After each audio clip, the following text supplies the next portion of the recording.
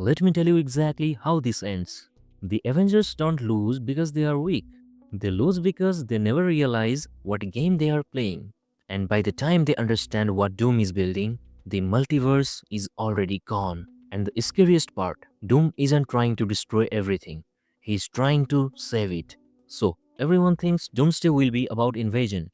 Big armies, massive war, Doom versus the Avengers. But what if that's not the story at all? What if Doomsday is actually about preparation? Throughout the movie, the Avengers are chasing questions. Why does Doom look like Tony Stark? Is he a variant? Is he manipulating Stark tech? Is he connected to the multiverse collapse? They treat it like a mystery. They treat it like something emotional. But Doom lets them believe that. Because while they are focused on identity, he is focused on infrastructure. The Avengers are the only beings who have consistently moved across collapsing realities and survived. They have navigated incursions. They have interacted with multiversal tech. They have already proven they can operate where others can't, and that makes them valuable, not as heroes, as instruments. Doom needs the energy released when universes collide. He needs incursions. He needs instability at a scale no single being can generate alone. So, what does he do? He creates crises the Avengers cannot ignore.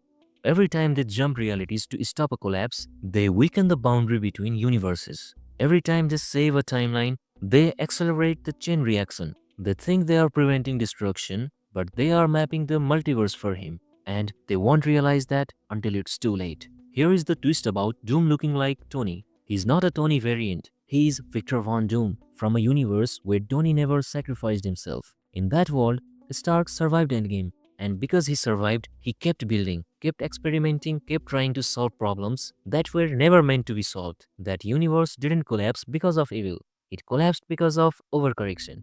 Doom watched intelligence fail, Doom watched optimism fail, he watched heroes tear open reality trying to fix it, and he learned something terrifying. Hope can be destructive. So when he looks at our Avengers, he doesn't see enemies. He sees people repeating the same pattern that destroyed his world.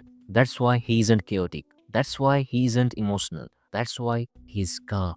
To him, this isn't conquest, it's mercy. The final act doesn't start with a battle, it starts with realization. Reed begins to notice patterns in the incursions.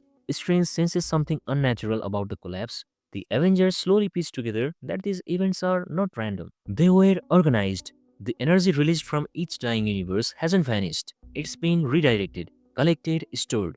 And when they finally confront Doom, it isn't just a physical clash, it's philosophical. Reed accuses him of manipulation. Strange accuses him of playing God, and Doom doesn't deny it because he doesn't see it as wrong. Then the final incursion begins. Reality fractures in the sky, two universes overlap, cities phase into each other, oceans split across dimensions. The Avengers fight him with everything they have, but Doom doesn't need to win the fight. He only needs the collision. When the universes finally collapse into each other, everything goes silent, white, and then Battleworld.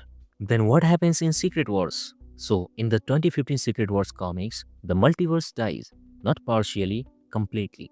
Doctor Doom steals godlike power from the Beyonders and creates a new reality from the remains, a patchwork planet built from fragments of destroyed universes. He becomes God Emperor Doom. And here is the terrifying part. Most people don't remember the old world. They believe Battleworld has already existed. They serve Doom not because they are controlled, but because they genuinely believe he saved everything. Only a few characters retain fragments of reality. That's what makes it disturbing. Doom didn't just defeat reality, he replaced it. Now imagine this adapted for the MCU.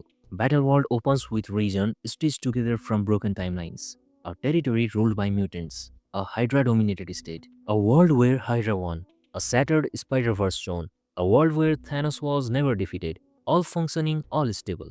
Doom rules from a white throne at the center, not as a tyrant screaming orders, but as a calm architect overseeing balance. The Avengers wake up scattered across this world, and they don't remember Earth 616. Sam believes this has always been his world to defend. Thor serves as a general. Peter believes Doom saved humanity from annihilation, and only Reed is the first to sense something is wrong. Not through magic, through inconsistency. A building that changes shape overnight, a star pattern that doesn't match recorded history, a memory that feels misplaced. Battleworld isn't perfect, it's stabilized, and stability requires separation. As cracks begin to form, fragments of memory return. Not all at once, but enough to create doubt. When the Avengers finally confront Doom in Secret Wars, it won't just be a physical battle. It will be an argument about control versus freedom.